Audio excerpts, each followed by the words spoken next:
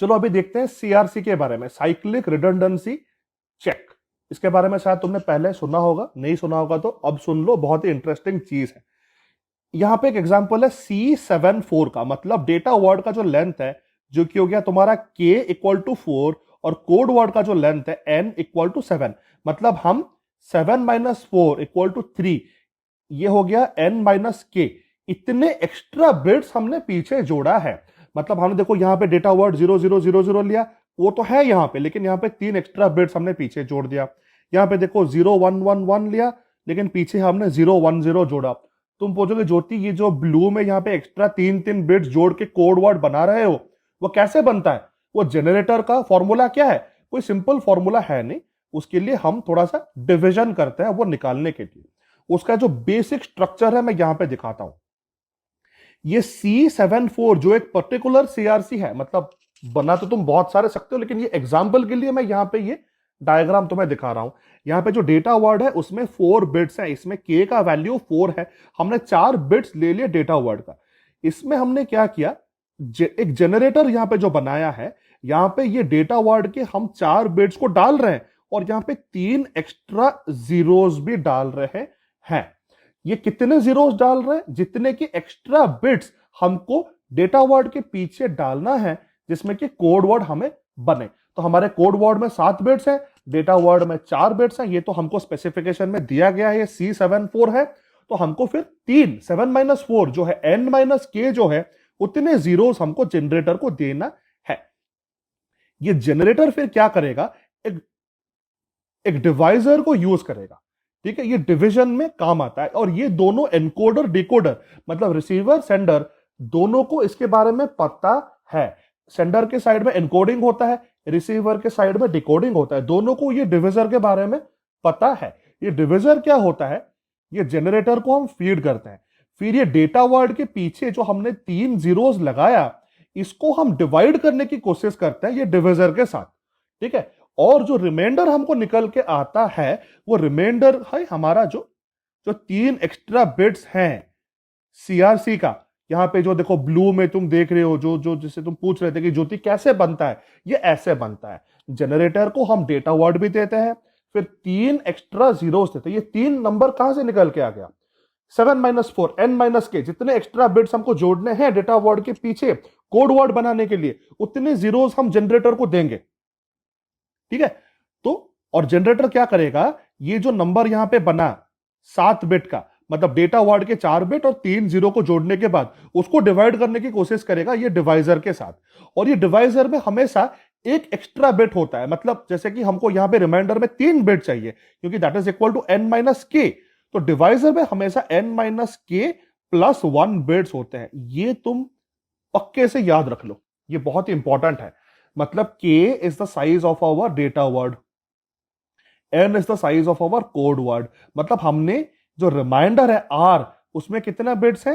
N minus K जो reminder है, जो कि हमने डिवीजन करने के बाद जो रिमाइंडर निकला, जो कि हम डेटा वर्ड के पीछे चिपका के हम कोड वर्ड बनाएंगे, उसका जो साइज है वो N माइनस K। लेकिन जो डिवाइजर है, हा? उसको मान लो यहां पे मैं D ले लेता हूं, D। तो ये D जो होगा वो हमेशा R प्लस 1 होने वाला है, यानी कि N माइनस K प्लस 1। जितने एक्स्ट्रा बिट्स हमको डालना है डेटा वर्ड के पीछे ताकि वो कोड वर्ड बने, दैट प्लस 1।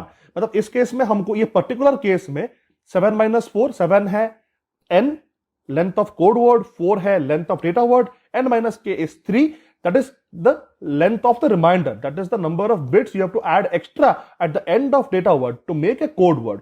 लेकिन वो रिमाइंडर निकालने के लिए हमको डिवीजन करना पड़ेगा, और वो डिवीजन करने के लिए जो डिवाइजर यूज हो रहा है यहां पे, उसका जो लेंथ है वो 3 प्लस 1 4 होना जरूरी है।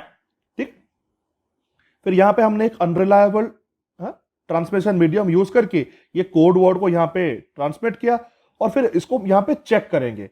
क्या करेंगे, हम ये चेकर को ये पूरा का पूरा चीज दे देंगे, रिमाइंडर के साथ जो कोड वर्ड है वो दे देंगे।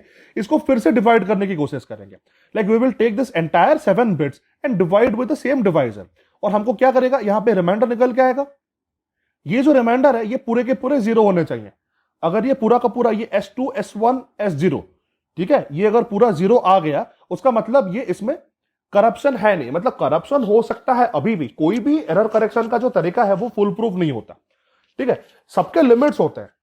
जैसे कि पैरिटी चेक में हमको ऑड नंबर ऑफ एरर्स पता चल सकता है, इवन नंबर ऑफ एरर्स पता नहीं चल सकता। जो भी इसका लिमिट है इसके हिसाब से एरर हुआ नहीं है, एरर बिल्कुल हुआ नहीं है ये नहीं बता सकता, लेकिन इसके हिसाब से, इसके लिमिटेशंस के अंदर ये बता सकता है कि कोई एरर हुआ नहीं है। अगर ये सारे के सारे सिंड्रोम के बिट्स जो हैं डिवीजन करने के बाद जो फाइनल रिमाइंडर आए, एग्जांपल लेके दिखाऊंगा मैं आगे, टेंशन लेने की जरूरत नहीं है। तो वो अगर सारे के सारे जीरो निकल के आ गए तो हम इसको एक्सेप्ट करेंगे, ये डेटा वर्ड, मतलब ये जो पहले के जो 4 बिट्स है जो डेटा वर्ड था उसको हम एक्सेप्ट करेंगे। अगर वो जीरो निकल के नहीं आया तो हम पूरे के पूरे जो कोड वर्ड को हम डिस्कार्ड कर लेंगे। चलो यहां पे एक डिवीजन करके मैं दिखाता हूं। यहां पे डेटा वर्ड है 1001 जो कि हमने यहां पे ले लिया। 3 एक्स्ट्रा जीरोस को हम डालेंगे, मैंने जनरेटर में बताया था एनकोडिंग के टाइम हम डालने वाले हैं, ठीक है। और जो डिवाइजर है ये दिया गया होगा आपको 1011, ये आपको निकालना नहीं है कहीं से, ये आपको दिया जाता है। और ये 4 बिट का क्यों है, क्योंकि हम 3 एक्स्ट्रा बिट जोड़ेंगे डेटा वर्ड के पीछे, तो डिवाइजर का लेंथ हमेशा उससे +1 होता है। तो 3 एक्स्ट्रा बिट हमारे यहां पे आने वाले हैं और इसीलिए डिवाइजर को हमने 4 बिट का ले लिया और ये प्रोवाइडेड होगा। और यहां पे हम डिवीजन करने वाले हैं। ये डिवीजन को देख के घबराओ मत, क्योंकि ये बहुत ही ईजी है। इसमें आपको क्या करना है कि यहां पे देखना है कि क्या है, यहां पे 1 है, ठीक है। तो आपको ऊपर एक 1 लिखना है, ठीक है, उसके साथ ये पूरे डिवाइजर को एंड करना है। मतलब एंड करने के बाद ईच एंड एवरी बिट को अगर तुम एंड करोगे, मतलब वो मल्टीप्लाई एंड होता है और सब्ट्रैक्शन के लिए एक्सऑर किया जाता है। तो यहां पे तुम पूरा 1011 लिखोगे, ये पूरे डिवाइजर को लिखोगे। सब्ट्रैक्शन करने के टाइम आपको एक्सऑर करना पड़ता है। तो एक्सऑर में क्या होता है, ये 1 है 1 है, दोनों का एक्सऑर हमेशा 0 होता है। ये 0 है, यहां पे 1 है, दोनों का एक्सऑर 1 होगा।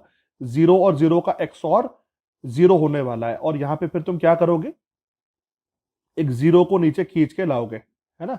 तो ये 0100 हो गया, ठीक है। और यहां पे अभी देखो ये जो लेफ्ट मोस्ट बिट है ये तो 0 हो गया यहां पे, मतलब फिर तुम यहां पे एक 0 लगाओगे और ये जो डिवाइजर है ना यहां पे, इसको पूरा 0 से मल्टीप्लाई करोगे, मतलब सारे के सारे बिट्स को 0 से एंड कर दोगे।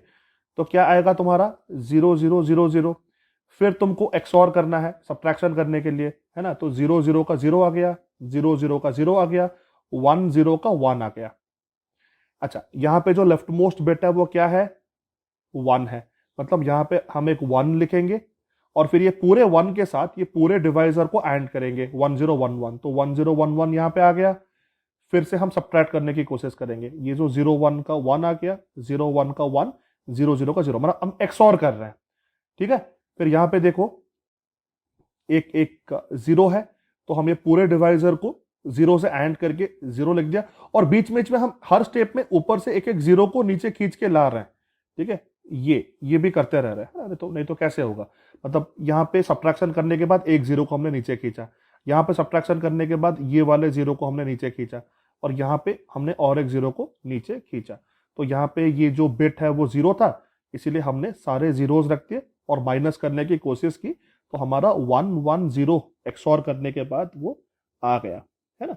तो ये हमारा रिमाइंडर हो गया। तो हमने क्या किया, ये 110 को लेके डेटा वर्ड के पीछे हमने उसको चिपका दिया 110। तो ये पूरा का पूरा चीज हमारा कोड वर्ड बन गया है। अच्छा, अगर ये कोड वर्ड अनकरप्टेड, ये 1001 होके रिसीवर के पास आके पहुंच गया, तो इसको अगर फिर से हम डिवाइजर से डिवाइड करेंगे तो हमारा रिमाइंडर 0 आएगा। कैसे हो गया, थोड़ा सा मैं इसको डिटेल में फिर से बताने की कोशिश करूंगा। यहाँ पे ये जो पूरा अनकरप्टेड कोड वर्ड है उसको हमने यहाँ पे लिख दिया। जो डिवाइजर है वो सेम डिवाइजर यहाँ पे है, ठीक है। यहाँ पे देखो एक 1 है, तो ठीक है, तो यहाँ पे भी मैंने एक 1 लिख दिया और ये 1011 को यहाँ पे लिख दिया। जब भी 1 होता है डिवाइजर को पूरा का पूरा लिखो, अगर 0 होता है तो पूरे सारे जीरोस लिखना है। और हम एक एक करके एक्सऑर करेंगे, ये 1 और ये 1 का एक्सऑर करने से यहाँ पे 0 आ गया, ये 0 और ये 1 का एक्सऑर करने से यहाँ पे 1 आ गया, ये 0 और ये 0 एक्सऑर करने से यहाँ पे 0 आ गया, ठीक है। फिर हमने ये वाले 1 को खींच के यहां पे रखा, क्योंकि ये सबसे यहां पे जो लास्ट वाला बिट यहां पे लेफ्ट साइड से 0 है, तो हम यहां क्या करेंगे, यहां पे एक 0 लिखेंगे और यहां पे सारे जीरोस लिख देंगे। फिर से एक्सऑर करने की कोशिश करेंगे, ये वाला 1 और ये वाला 0 यहां पे 1 है, ये वाला 0 और ये वाला 0 यहां पे 0 है, ये वाला 1 ये वाला 0 यहां पे 1 है। ये एक्सऑर करने के बाद आ गया। फिर से ये वाला जो 1 है यहां पे खींच के हमने नीचे लिखा, क्योंकि सबसे लास्ट बिट में 1 है तो हमने पूरे के पूरे डिवाइजर को यहां पे लिख दिया। फिर से एक्सऑर हमने एक एक करके किया, ठीक है। तो यहां पे 0 0 0 आया और ऊपर से जब 0 लिया तो हमारा सारा का सारा 0 आ गया। तो इसको फिर से डिवाइड करने की और कोई जरूरत नहीं है, क्योंकि करोगे तो आएगा भी क्या, यहां पे 0 है तो तुम सारे के सारे जीरोस लिखोगे, फिर से उसको करोगे, ठीक है। तो ये 0 0 0 हो गया, 0 0 0 हो गया, 0 0 0 हो गया। तो तुम्हारा जो सिंड्रोम है वो 0 होके आ गया। तो ये करप्शन यहां पे हुआ नहीं है, ये प्रूव हो गया। लेकिन मान लो अगर करप्टेड हुआ है, मान लो ये वाला जो बिट है, ये अगर ये 1 से ये वाला 1 ये बदल के अगर यहां पे 0 हो गया है, तो हमने क्या किया, ये 0 होने के बाद, करप्ट होने के बाद जो चीज है उसको हमने यहां पे लिखा और उसको डिवाइड करने की कोशिश की। लेकिन डिवाइड करने के बाद तुम्हारा जो रिमाइंडर होगा वो 0 सारे नहीं आने वाले। तो सिंड्रोम में तुम्हारा सारे जीरोस नहीं है, तो इसमें करप्शन है, ये सीआरसी यूज करके हमको पता चल रहा है। कुछ कुछ कॉमन सीआरसीज हैं, ये जो सीआरसी 8 10 16 32 अलग अलग एप्लीकेशंस में यूज होता है। सीआरसी 8 का मतलब यह है कि हम कोई भी डेटा वर्ड के पीछे 8 एक्स्ट्रा बिट्स को लगाएंगे। सीआरसी 10 का मतलब यह है कि हम 10 एक्स्ट्रा बिट्स को लगाने वाले हैं, मतलब रिमाइंडर का साइज होगा वो 10 है, इसमें 16 है, इसमें 32 है। और हमको ये बहुत क्लियरली पता है कि अगर हम 8 एक्स्ट्रा बिट्स को लगा रहे हैं तो जो डिवाइजर होगा ये है डिवाइजर, उसमें एक एक्स्ट्रा बिट होगा। मतलब देखो इसमें 9 बिट्स हैं, इसमें 11 बिट्स हैं, इसमें 17 बिट्स हैं और इसमें 33 बिट्स हैं, है कि नहीं। 1 2 3 4 5 6 7 8 9 जितने बिट्स तुम लगा रहे हो वो सीआरसी के नाम में है, और उससे एक बिट एक्स्ट्रा तुम्हारा डिवाइसर। और ये डिफाइंड होता है, ये ऑलरेडी प्री डिफाइंड है, इंडस्ट्री में सबको पता होता है कि अगर सीआरसी 8 यूज हो रहा है तो डिवाइजर का जो वैल्यू है जिसको यूज करके तुम डिवाइड करोगे, इसका वैल्यू यहां पे प्री डिफाइंड रहता है। एक वैलिड डिवाइजर होने के लिए तुम्हारे पैटर्न में कम से कम 2 बिट्स होने चाहिए, तो इन सब में तो कम से कम 2 बिट्स हैं ही, और the right most and the left most bit should be 1। देखो सब में जो पहला बिट है और जो लास्ट बिट है सब में वो एक 1 है। तो ये रूल होता है कोई एक वैलिड डिवाइजर होने के लिए, सीआरसी यूज करने के लिए। तो यहां पे कुछ इंटरेस्टिंग चीजें हैं, थोड़ा सा शॉर्ट पे बताने की कोशिश कर रहा हूं। सीआरसी यूज करके अगर कोई क्वालिफाइड जनरेटर, जनरेटर का मतलब क्या है, डिवाइजर, है ना, डिवाइजर को जनरेटर भी बोलते हैं, ठीक है। बस ये जनरेटर से सुन के कंफ्यूज होने की जरूरत नहीं है, डिवाइजर को जनरेटर बोलते हैं। तो जो भी क्वालिफाइड जनरेटर है, मतलब जो कि ये 2 रूल्स को मानते हैं, वो सारे सिंगल बिट के एरर्स को पक्का पकड़ सकते हैं। एनी सिंगल बिट एरर को, कोड वर्ड में कोई भी एक बिट चेंज हो गया तो वो पकड़ सकते हैं। ऑड नंबर ऑफ एरर्स को पकड़ सकते हैं अगर जो जनरेटर है वो 3 से डिविजिबल हो यूजिंग मॉड्यूलो 2 अरिथमेटिक। ये जो हमने जो डिवीजन देखा ना यहां पे, ये सारा मॉड्यूलो 2 अरिथमेटिक में हो रहा है, इसीलिए तुमको मल्टीप्लाई करने के लिए एंड यूज किया। मतलब लेफ्ट वाले बिट को देखा, वो अगर 0 है तो सारे के सारे यहां पे हमने 0 लगा दिया, लेफ्ट वाला बिट अगर यहां पे 1 है तो हमने सारे के सारे 1s लगा लिए। और सब्ट्रैक्शन करने के टाइम हमने एक्सऑर का इस्तेमाल किया है, सब्ट्रैक्शन करने के टाइम हमने एक्सऑर यूज किया, मल्टीप्लाई करने के लिए हमने एंड यूज किया, तो इसको हम मॉड्यूलो 2 अरिथमेटिक बोलते हैं। तो अगर तुम कोई अपना एक जनरेटर को लो और उसको 3 से डिवाइड करने की कोशिश करो, वो सेम मॉड्यूलो 2 अरिथमेटिक जिसमें कि तुम लेफ्ट साइड में 0 और 1 को देख के इधर पूरा का पूरा 0 और पूरा का पूरा वो डिवाइजर को लिख रहे हो, यहां पे क्या हो गया, डिवाइजर 1 1 हो गया। मतलब इसको अगर तुम डिवाइड करने की कोशिश करोगे तो बीच में तुम अपने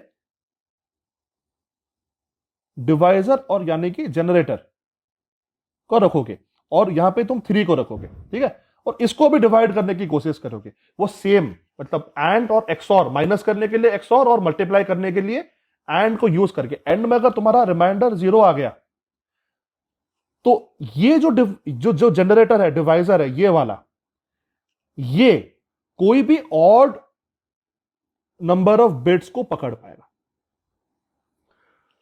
अगर तुम्हारे कोड वर्ड में ऑड नंबर ऑफ बिट्स बदले हैं, करप्ट हुए हैं, तो ये जो जनरेटर है सीआरसी का, ये वाला, वो उसको पकड़ पाएगा। ये है रूल।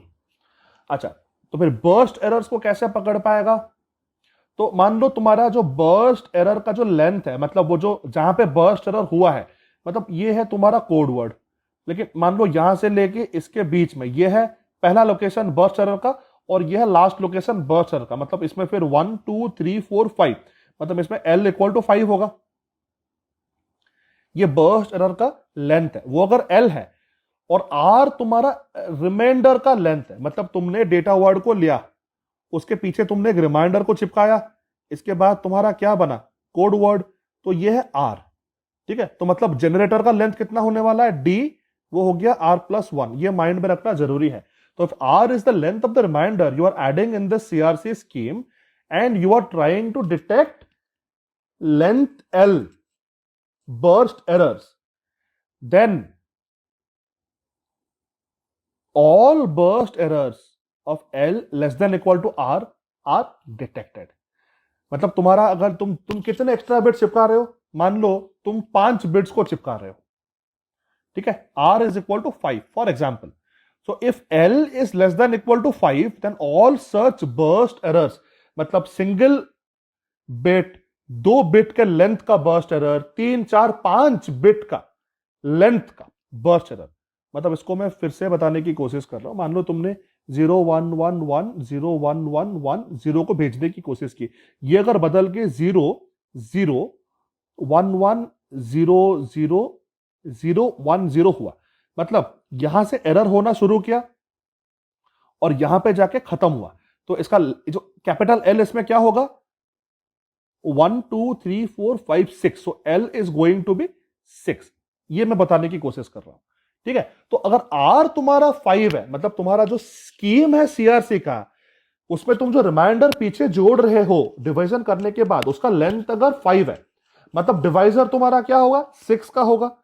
तो ये जो स्कीम सारे बर्स्ट एरर्स जिनका कि length less than equal to 5 है, वो 100% प्रोबेबिलिटी से वो पकड़ सकता है। L इक्वल टू R+1 का जो बर्स्ट एरर है, उसको वो इतने प्रोबेबिलिटी से पकड़ सकता है।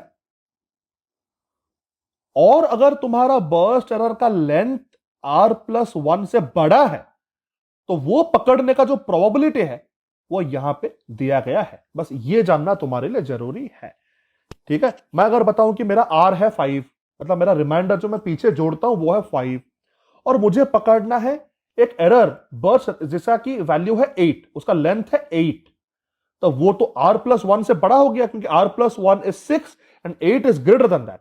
तो मेरा ये एरर पकड़ने का जो प्रोबेबिलिटी है वो इस फॉर्मूले से मुझे मिलने वाला है, 1 - 0.5 टू द पावर 5, क्योंकि R का वैल्यू 5 है।